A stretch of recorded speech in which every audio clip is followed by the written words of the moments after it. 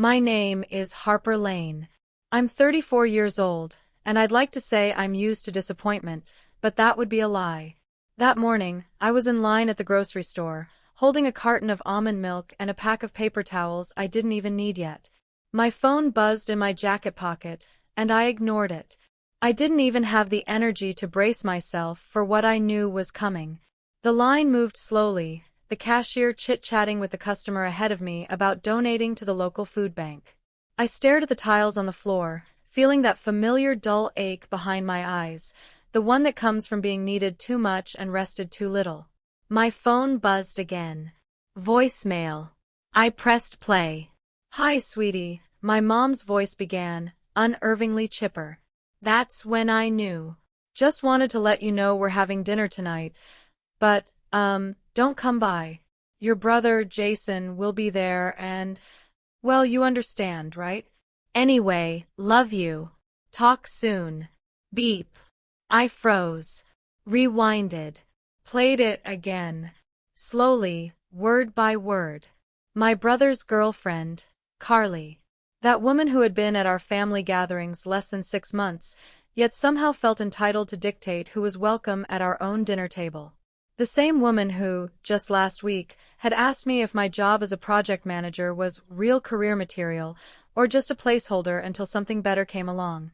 3 weeks ago, I had taken a personal loan of $85,000, every penny I could scrape together, to keep my parents from losing the house I'd grown up in.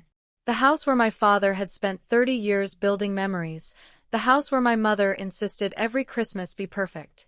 I had drained my savings, liquidated my 401k, and postponed my own dreams to secure their future. And now, I wasn't even invited to dinner because someone else felt uncomfortable around me. The cashier cleared her throat. I muttered a hasty apology, leaving my cart behind, and walked out without buying anything. In my car, I sat with the engine off, phone dark in my lap, heart pounding, disbelief settling into something heavier, something that felt permanent. Growing up, my brother Jason had always been the golden child. Straight A's, sports scholarships, first pick of any family opportunity. Me. I was the steady one. The one who balanced budgets, fixed things no one else could, and somehow kept everyone afloat while silently struggling. I had spent years paying for emergencies, school fees, minor car accidents, and the fun things that Jason decided were necessary for his social life.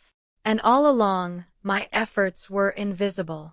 Until I was no longer convenient. The first call from my mom had been tearful, full of dramatic hesitation and half-pleas for help. I remember signing the loan documents at midnight, every number making my stomach twist. When the payment went through, my mother cried softly, my father grunted, and Jason sent a thumbs-up emoji. No one thanked me. No one noticed the personal sacrifice. And now, the voicemail was the first acknowledgement I would get about dinner that night. I stared at the steering wheel, hands gripping it until they went numb. Then, I did something I hadn't done before. Something that felt like reclaiming the tiniest bit of control over a life that had been dominated by everyone else's needs. I opened my banking app. I canceled automatic transfers, revoked linked access, deleted stored recipients. Each tap felt like exhaling after holding my breath for decades. Next, I opened my Notes app, where I'd meticulously recorded every dollar I'd sent over the years. Mortgage help, car repairs, utilities, groceries, Jason's overdraft. The list was endless. I scrolled through hundreds of receipts, each one a testament to my invisible labor. I selected all and deleted them. Then, I opened my messages and replied to my mother's voicemail with 2 words, "Copy that." It was as if something inside me snapped. For years, I had been the dependable daughter, the fixer, the one who said yes before the question finished forming. The one who believed that love was endless sacrifice. I realized, sitting in my parked car, that love had become a weapon. And I would no longer be the target. Jason called later that day. I picked up, not because I wanted to reconcile, but because I needed to hear what excuse he'd manufacture this time. "Hey, Harper," he said casually. "What's up?" I took a deep breath. Did Carly ask you to uninvite me from dinner? Or was that you? There was a pause. Then a short, dismissive laugh. Come on, don't make this a big deal, he said. You've been intense lately. Carly's just sensitive. I laughed bitterly. Sensitive? I gave up my savings, my future, my peace, to save this house, and now I'm not welcome because your girlfriend is uncomfortable. Another pause. Then, look, Harper, you didn't have to do all that. You offered. We all relied on you. Don't take it so personally. No, I said, voice steady. I did it because you were days from losing the house. Because Mom and Dad begged me. Because I cared. And now I'm being erased for it. I'm not a tool, Jason. He scoffed. No one ever said you were. That was it. That small exchange crystallized everything. The constant expectation, the invisible labor, the assumption that I would always come running. I hung up, blocked his number, then my mother's, then my father's. For the first time, I felt a strange, exhilarating calm. I spent the rest of the morning in my car, staring at the rearview mirror as if it could reflect some hidden courage I didn't know I had. My hands weren't shaking anymore. They were steady, deliberate, ready. 4 years, I had been the family's safety net, invisible until they needed me, thanked only with expectation. Not anymore. The first thing I did was go through every shared account and access point I had. Family credit cards, joint accounts, automatic bill payments. I cut them off one by one. Each click, each tap, felt like reclaiming something I didn't know I had lost. Control. I could almost hear the mental gasp of my parents, though they had no idea yet. They had taken my reliability for granted, but now it was gone. I wasn't their lifeline anymore. Next, I compiled everything I had ever done to keep their lives afloat. Every loan I'd given, every emergency I'd covered, every surprise repair, every late-night call to bail them out. I printed it all. Hundreds of pages. Receipts, statements, screenshots. I sorted them chronologically. My life, meticulously documented, mapped out in black and white. If they ever tried to dismiss me again, there would be no argument. By midday, my phone was buzzing relentlessly. Missed calls from Mom. A text from Jason. Harper, please. Don't do this. We just want you at dinner. I didn't respond. Instead, I went for a drive. The streets felt heavy, the sunlight cutting through my windshield in sharp angles. I imagined the house, the one I had saved, bright and cheerful tonight, the aroma of roasted chicken, laughter echoing through the rooms, and my empty chair waiting, deliberately ignored. Vanessa, Carly, Jason's girlfriend, had won. She had dictated the guest list of a family that wasn't even hers yet. It was absurd. And I was furious. By the afternoon, I had made my decision. I wasn't just going to withdraw quietly, I was going to make it undeniable. I drafted an email to my parents, attaching every receipt, every record, every single dollar I had sacrificed for them. Since you like records, I typed in the subject line, "Here's mine." Sending it felt like exhaling after holding my breath for years. I wasn't asking for thanks. I wasn't demanding respect. I was simply stating facts. I was no longer invisible.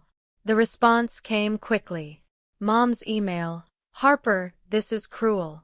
You're punishing us. How can you do this? Dad's voicemail a few minutes later. Essie, we need to talk. This isn't funny anymore. Jason texted. I don't even know what to say. We rely on you. That's all. I smiled a little. Not because I was proud, but because I realized something terrifyingly freeing. They didn't understand. They had never understood. And they wouldn't. That was okay, because I finally understood myself. I didn't respond. I spent the evening reviewing my finances, making sure I had nothing left connected to them. It was methodical, almost soothing. No more emergencies I hadn't agreed to. No more emotional manipulation disguised as family obligation. For once, I was acting for me, not for the comfort of others. That night, I drove past the house. The warm lights through the windows were even more infuriating now. I could see the table set perfectly, the wine glasses shining, the same placemats I had bought years ago still in use. My chair, empty, slightly pulled back as if it had been considered, and then dismissed.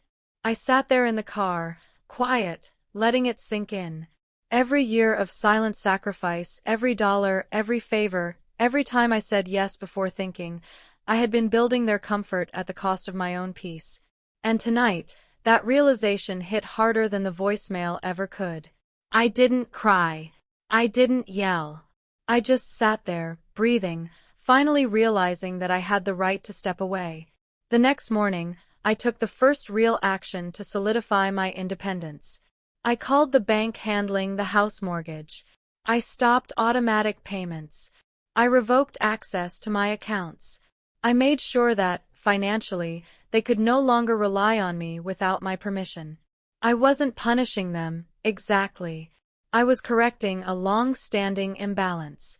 By the time Jason called again, I was calm. "Harper, seriously, what are you doing?" he asked. "You're hurting everyone." I let the phone sit in my hand. "I'm not hurting anyone," I said finally. "I'm finally stopping myself from being hurt for them." There was silence on the line. I could hear his hesitation, the first crack in his assumption that I would always be there. I didn't realize," he said quietly. "Exactly. You didn't." That afternoon, I went through the house one last time. My apartment, really, packing a few boxes of things I had been storing there while maintaining my parents' home, things I had put aside for later. Clothes, old mementos, receipts, even a framed photo of Jason and me as kids. I left nothing behind that reminded me of obligation disguised as love.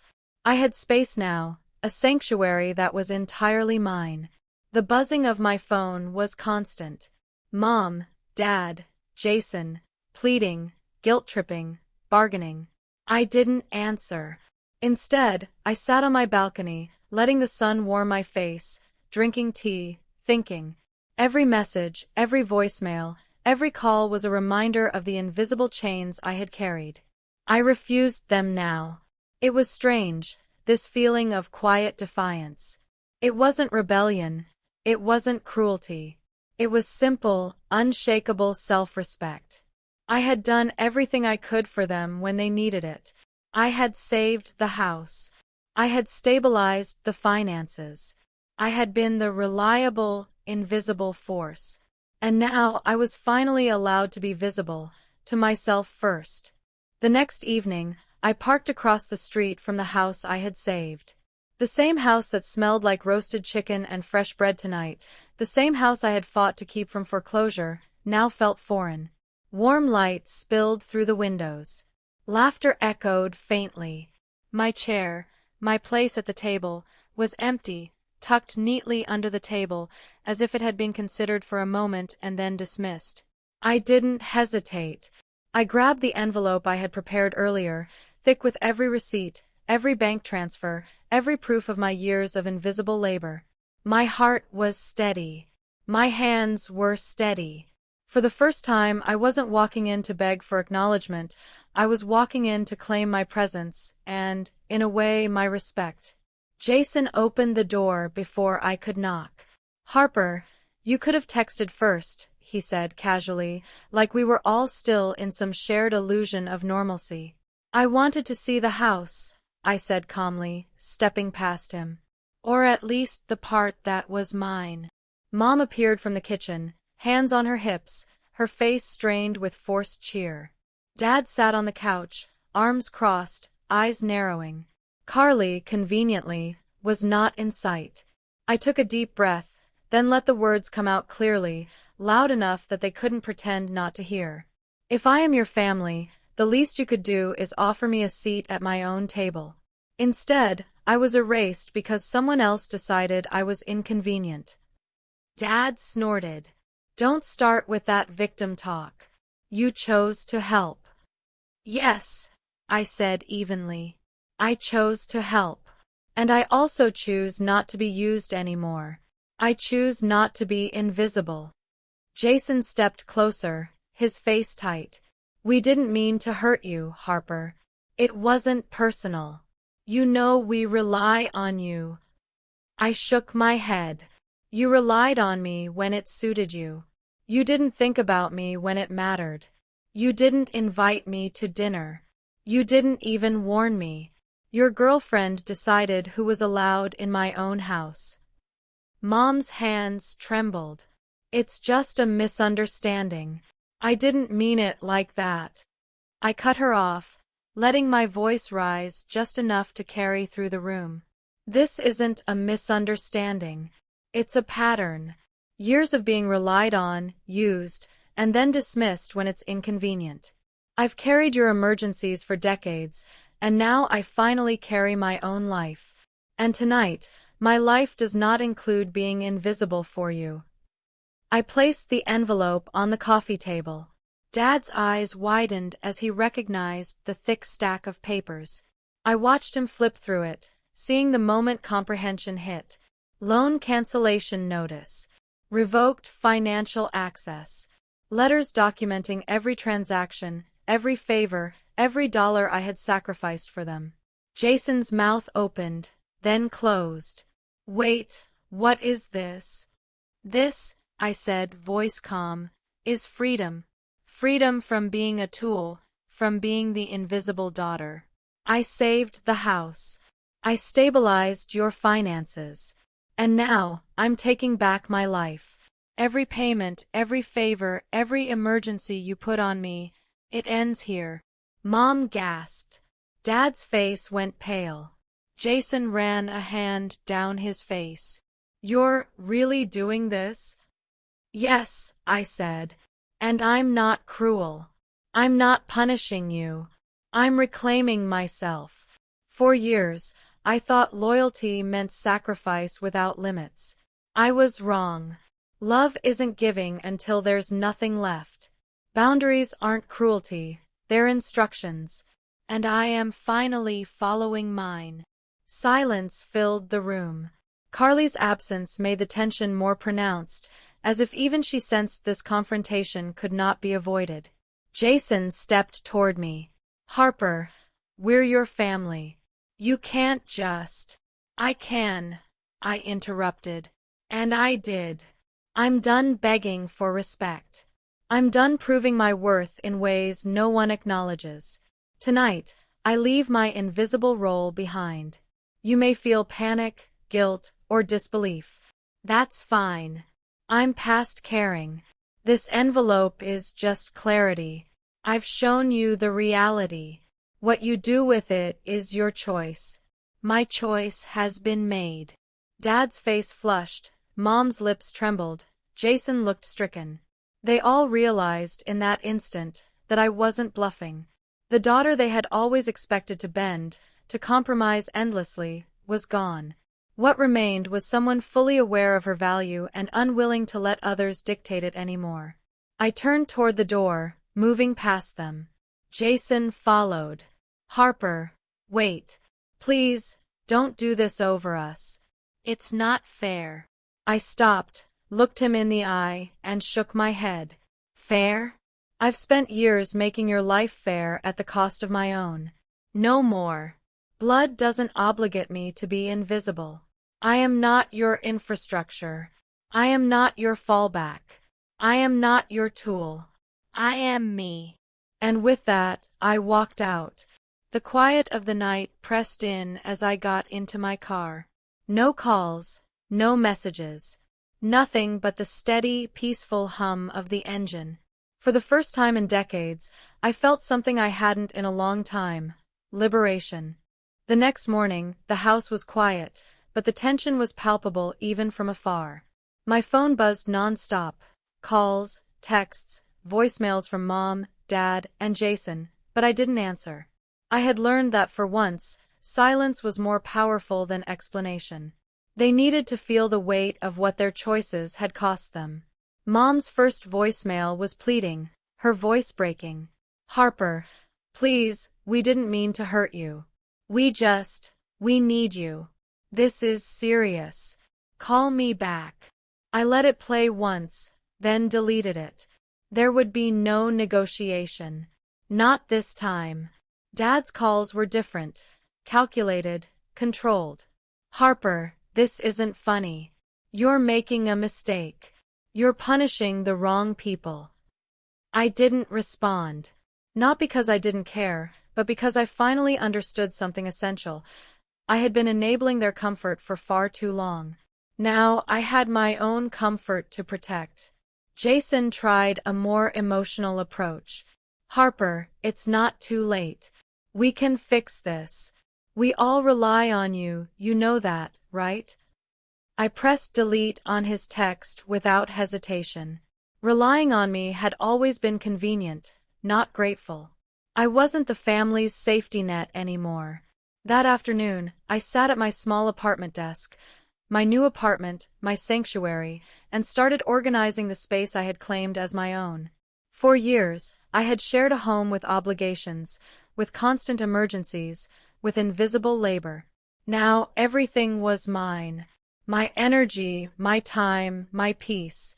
I unpacked slowly, deliberately, placing the things I had saved for my parents' house, the few personal items that reminded me of childhood joy, on shelves in a way that felt purposeful, not obligatory. For the first time in years, I could breathe. No phone buzzing at midnight with another crisis. No frantic texts asking me to cover something I hadn't agreed to. No guilt disguised as familial love. Just quiet. Peace. Freedom. The first real sign of the fallout came 2 days later. I logged into the shared mortgage account, out of curiosity more than concern, and noticed the first missed payment notice. The panic in my parents' voices, once they realized the payments were no longer automatic, was almost satisfying, not because I wanted them to suffer, but because they were finally accountable for the choices they had made, the years they had relied on me without acknowledgement. Mom's texts became desperate.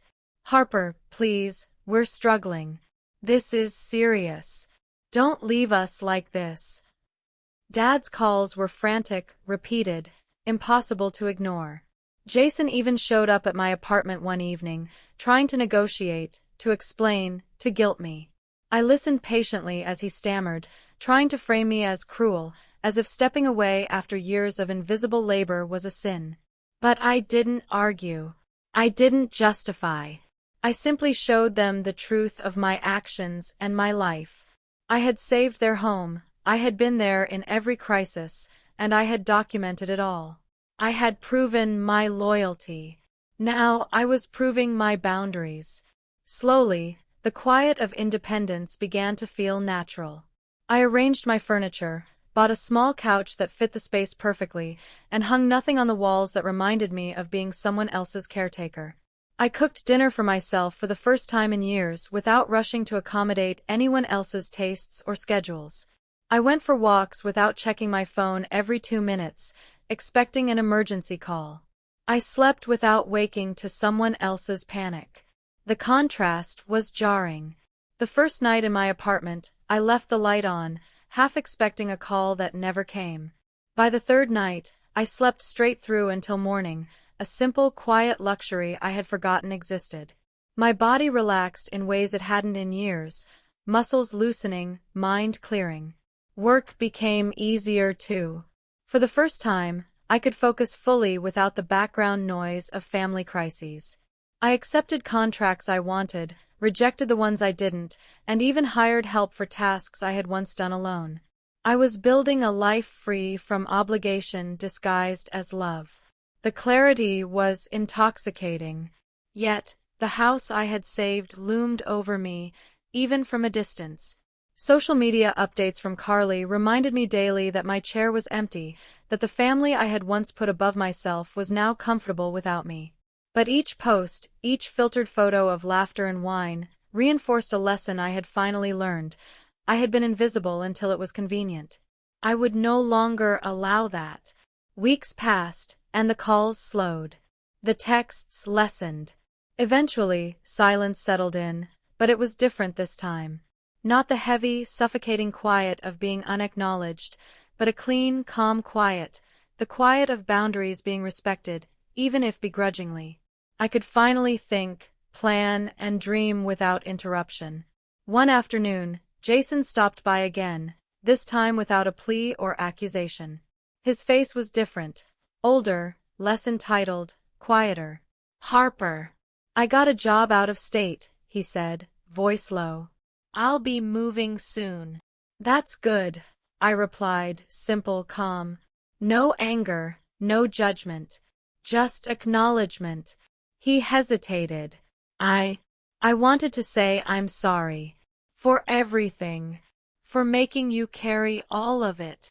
It wasn't the apology I had wanted for years, wrapped neatly in accountability. But it was real. Enough to understand that some lessons were learned through absence, not confrontation. I nodded, accepting the sincerity without reopening old wounds. "Take care of yourself," I said. "You too," he murmured. That was the last I saw of him. And in that absence, something remarkable happened. Life began to rebuild itself quietly. The weeks turned into months, and with every passing day, the silence from my family became less of a void and more of a space I could fill with myself. I began to notice how much energy I had reclaimed, the kind of energy I hadn't known I possessed for years. The first mornings I woke up without the weight of someone else's crisis pressing down on me, I felt light, almost buoyant, and for the first time, I could breathe without guilt. I started small. A solo trip to a lake town I'd always wanted to see, an impromptu weekend retreat with only my camera and a journal. I took walks without checking my phone every few minutes, allowed myself to linger in cafes with a book, and even started cooking meals that I genuinely enjoyed, not meals dictated by family preferences or dietary rules I hadn't chosen. These were luxuries I had forgotten existed. Work, too, began to flourish in ways I hadn't anticipated. Without the constant mental drain of family emergencies, I could focus fully on my projects. I accepted contracts that challenged me creatively and financially, rejected the ones I didn't care for. I hired a small team, delegating tasks I had once carried alone. For the first time, I felt the satisfaction of building something purely for myself. One evening, I looked around my apartment, the modest studio with its exposed brick wall and skylight, and realized it was the first space that felt fully mine. No reminders of anyone else's expectations, no borrowed chaos, no invisible debts. The quiet was profound, but not uncomfortable. It was a quiet that spoke of freedom, of boundaries respected, of autonomy claimed. The social media updates from my family continued, though they were now faint ripples on the surface of my life. Photos of Jason and Carly at dinner parties, Mom decorating for the holidays, Dad tending the garden, they didn't sting anymore. I had stopped caring about being included in a picture-perfect life they had built without me. Their comfort no longer dictated my peace. Then, one day, I received a direct message from Carly. "I read your story online. I had no idea. I'm sorry for how things turned out. You were right to walk away." I stared at the screen, shocked. The girl who had once dictated who could sit at the dinner table was now acknowledging my perspective, finally seeing what I had carried for them. I didn't reply. Instead, I took a screenshot and sent it to Jason. No caption. Just evidence that truth eventually had its own voice. With each passing week, my life expanded in ways I hadn't imagined possible. I began volunteering for causes I cared about, not because someone begged me to, but because I wanted to. I explored new hobbies, painting, photography, hiking, things I had always deferred for more important responsibilities. I discovered joy in small, ordinary acts that belonged solely to me. Even work trips became adventures. I traveled to sites I had only dreamed of visiting, staying in quaint lodges, exploring the city streets alone, meeting people without obligation, without expectation. I reveled in the freedom to plan my life by my own rules, to make choices unshackled from guilt or duty. One evening, sitting on my balcony with a glass of wine, I reflected on the years of invisible labor I had carried. The house I saved, the bills I paid, the emergencies I managed, they were all acts of love. But love without reciprocity had weighed me down, and my liberation had felt impossible until I finally claimed it. Now, I understood something vital. Love doesn't demand the erasure of self. Boundaries aren't betrayal, they're self-respect. The first time I truly slept through the night, uninterrupted, I felt a sense of wonder I hadn't known in decades. The quiet, the independence, the autonomy, it was intoxicating. I realized that I had been surviving on borrowed energy, borrowed time, borrowed identity. Now, I was finally living on my own terms. Jason called once more after a few months. "Harper, I just wanted to say thank you," he said quietly, voice subdued. "I understand now. You were carrying everything, and I didn't see it. I'm sorry." I listened, feeling no rush to respond. There was no anger, no bitterness, only recognition. "Take care of yourself," I said simply, my voice steady, calm. "You too," he replied. That was it. That was all that needed to be said. In that silence that followed, I felt a deep sense of relief. Not from guilt, not from obligation, but from the profound understanding that I had done the right thing, for them and for me. The house, the dinners, the endless sacrifices, they no longer defined me. I defined myself. The months that followed were quiet, but not lonely. Quiet became my sanctuary, my measure of freedom. I learned to savor the small moments that once went unnoticed, the soft hum of the refrigerator in my apartment, the way sunlight hit the exposed brick walls in the morning, the smell of freshly brewed coffee as I wrote in my journal. For the first time, I didn't measure my worth by the comfort I provided others. I measured it by the peace I felt within myself. The first real test came unexpectedly. My parents had finally moved out of the house I had saved, the bank had completed foreclosure, and the family was scattered, temporarily staying with relatives. Jason had started his new job in another state, leaving Mom and Dad to face the consequences of their reliance on me without my guidance. I didn't gloat, but I observed quietly, seeing them adjust to discomfort and responsibility the way I had never been allowed to do. Then, one afternoon, I ran into Aunt Marlene at the farmer's market. Her eyes softened as she looked at me, hesitant. "Harper, your parents, they're struggling. But you," she paused, unsure of what words could capture what I had done. "You're thriving." I smiled, gently. "I'm well," I said. "That's all that matters." It was true. I was well. I had rebuilt myself from the pieces left behind after years of invisible labor. I had claimed my life, my space, my energy. I had learned that saying no was not selfish, that walking away could be an act of courage rather than abandonment. The quiet in my apartment felt alive. I decorated it slowly, intentionally, not for anyone else but for me. I bought plants, framed my photography, and created corners for reading, writing, and reflecting. Every decision I made reinforced a life no longer defined by others' demands or expectations. Social media updates from my family continued, but they no longer reached me the way they once had. Photos of dinners, parties, or milestones no longer carried the sting of exclusion. Instead, they were just glimpses into lives I had once prioritized over my own. I didn't need permission, acknowledgement, or gratitude to validate the choices I had made. I was free, and that freedom was priceless. Occasionally, I thought about Jason, the brother who had relied on me without truly seeing me. I thought about Mom, Dad, and the years of expectation disguised as love. But I no longer carried their burdens. Instead, I carried clarity, self-respect, and the knowledge that I had acted with integrity. I had loved, but not at the cost of my own existence. Work thrived alongside my personal growth. I expanded my contracts, hired more help, and even started mentoring young women in my field who struggled with boundaries and burnout. I shared my story carefully with those who needed to hear it, that saying yes to everything is not the same as being strong, and that stepping away can be an act of profound courage. The final closure came unexpectedly. Jason sent me one last message, months after he moved. I understand now. Thank you for everything you did for us. I hope you're happy. Truly. I didn't reply immediately. I read it, set the phone down, and let a rare feeling wash over me, contentment. I wasn't seeking forgiveness. I wasn't hoping for acknowledgement. I was simply recognizing that the distance had allowed clarity for both of us.